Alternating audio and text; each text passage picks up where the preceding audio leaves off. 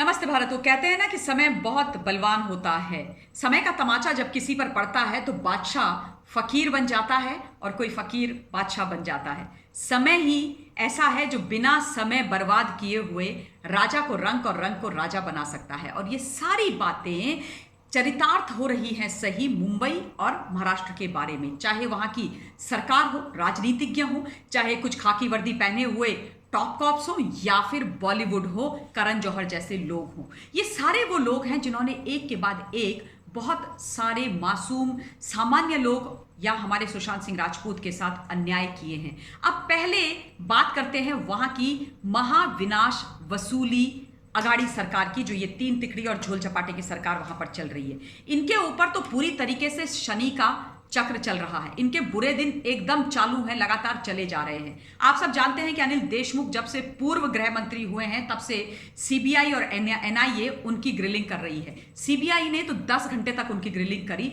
और उसके बाद एक के बाद एक पुख्ता चीजें उनसे बाहर निकाली जो इस सरकार और उनके विरोध में डेफिनेटली जाने वाली हैं। और इसीलिए अनिल देशमुख के खिलाफ सीबीआई ने एफआईआर भी दर्ज कर ली है। ये मैंने आपको पहले बताया है।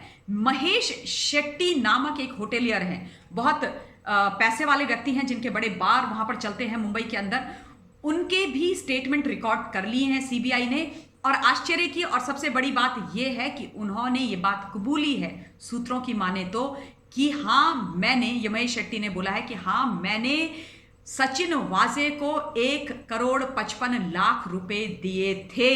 यानी कि जो एक्सटॉर्शन वाली बात आ रही है कि वो बार जो जितने भी बार्स एंड रेस्टोरेंट हैं जिनकी 1750 की लिस्ट बना करके बकायदा अनिल देशमुख ने ही सचिन वाजे को दी थी, ये क्लेम किया है वाजे और परमवीर सिंह ने, वो सच है क्योंकि महेश शेट्टी के स्टेटमेंट रिकॉर्ड कर दिए गए हैं और वो कहते हैं कि हमारे पास इन सब चीजों के सबूत हैं। यानी कि अब समय इनका समाप्त होने वाला है। अब आश्चर्य की बात यह है कि अनिल देशमुख अकेले ये 100 करोड़ की उगाही वाजे से अपने लिए तो करा नहीं कर रहे थे।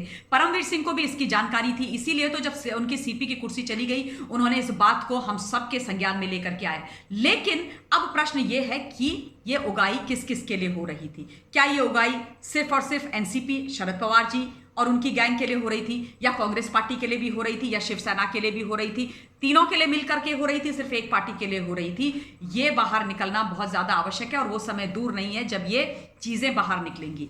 ये एक बात हो गई। अब आते हैं मनसूख हिरेन की हत्या के मामले में।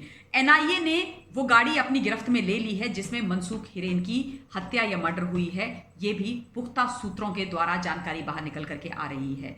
सुनील माने, जिसको अभी निलंबित किया है, वो कॉप जो अगेन अब हिरासत में है एनआईए और सीबीआई की एंटीलिया केस और मनसूख हिरेन की हत्या के मामले में, वो और सचिन वाजे एक गाड़ी में थे जिस दिन मनसूख हिरेन की इन लोगों ने हत्या करी थी और दूसरी गाड़ी के अंदर मनसूख हिरेन का गला दबा करके मर्डर किया गया था। इस व्यक्ति ने, जिसका नाम सचिन वाजे है, उसने सारी इंसानियत को शर्मसार करके रख दिया है। ये सिर्फ एक कुख्यात अपराधी नहीं है, ये एक बहुत घटिया इंसान है। इंसान के नाम पर यह धब्बा है, ये मानव जाति के नाम पर धब्बा है, ये सिर्फ खाकी पर धब्बा नहीं है। और इसको कड़ी से कड़ी सजा अवश्य मिलनी चाहिए और इससे हर एक उस व्यक्ति का नाम बाहर निकलवाना चाहिए जिनके डायरेक्शन पर यह इस तरीके के गंदे घिनौने अपराध कर रहा था। मनसूख हिरेन, जो इसको अपना बेस्ट फ्रेंड मानता था और ये भी मनसूख को अपना साथी, पक्का साथी बोला करता था, इसने 1 मिली सेकेंड नहीं लगाया अपने आप को बचाने के लिए उस आदमी को मारने में, उसकी सांसें और उसका जीवन उससे खींचने में, वापस लेने में। इतना कुख्यात अपराधी, घटिया आदमी और घटिया और कुख्यात सोच का ये आदमी है। अब मैं आती हूं मिस्टर करण जौहर पर। मिस्टर करण जौहर की तो न्यूज कल से चल रही है। मैंने उस बारे में कल से कोई बात नहीं करी। एक्चुअली कल तो मैंने कोई भी वीडियो अपलोड नहीं किया था अपने चैनल पर कुछ रीजन से। लेकिन जो खबर आ रही है कि वो करण जौहर का जो धर्मा प्रोडक्शन है, जिस धर्मा प्रोडक्शन के नाम पर और बिना पर इतना उछलते हैं करण जौहर, और ये जो नेपोटिज्म वाले प्रोडक्ट हैं उनको कास्ट करते हैं। सुशांत सिंह राजपूत को इन्होंने बाहर का रास्ता दिखाया। कॉफी विद करण में सुशांत के बारे में इतनी डेरोगेटरी चीजें इन्होंने हमेशा बोली। अब वही धर्मा प्रोडक्शन फाइनेंशियल क्राइसिस से गुजर रहा है और ये अपना 30% शेयर धर्मा प्रोडक्शन का मार्केट में बेचने की बड़ी पुरजोर कोशिश कर रहे हैं, पर कोई लेनदार नहीं है, कोई नहीं धर्मा प्रोडक्शन के 30% स्टेक्स या शेयर खरीदना चाहता है।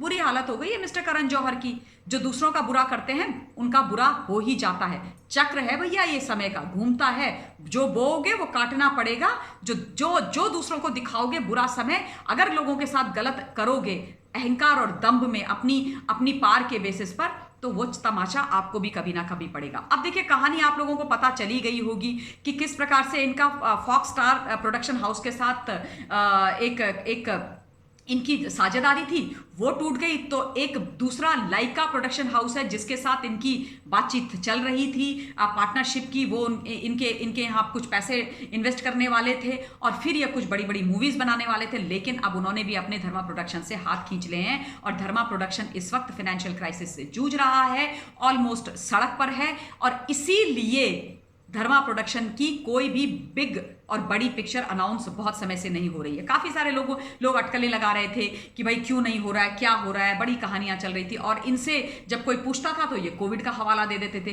कि नहीं कोविड चल रहा है, हम सारी शूटिंग्स नहीं कर पाएंगे, हमें जगह नहीं मिल रही है, we want to be safe. और ये जो कोविड के समय पर हम कोविड इडियट्स नहीं बनना चाहते हैं, हम कोविड वॉरियर्स रहना चाहते हैं, इसलिए हम कोई बिग बजट मूवी या कोई नया अपना प्रोजेक्ट अनाउंस नहीं कर रहे हैं। ये सारी कहानी इन्होंने सुनाई, लेकिन सच्चाई निकल करके अल्टीमेटली हम सबके सामने बाहर आ गई कि इनके पास तो पैसे ही नहीं है, ये तो फाइनेंशियल क्राइसिस से गुजर रहे हैं, ये तो अपना 30% स्टेक बेचना चाहते हैं। लाइका प्रोडक्शन ने भी इनसे हाथ बाहर खींच लिए हैं। फॉक्स स्टार प्रोडक्शन हाउस से तो इनकी जो टाइप्स थे फाइनेंशियल वो टूट गए हैं। तो कहने का ये मतलब है कि जिन जिन लोगों ने पिछले एक साल में तमाशे किए, मुंबई के अंदर गलत किया है, उन सबको अब दिन में तारे नजर आ रहे हैं, सबका हिसाब बराबर होता हुआ आ रहा है। देखिए, time is a big leveller.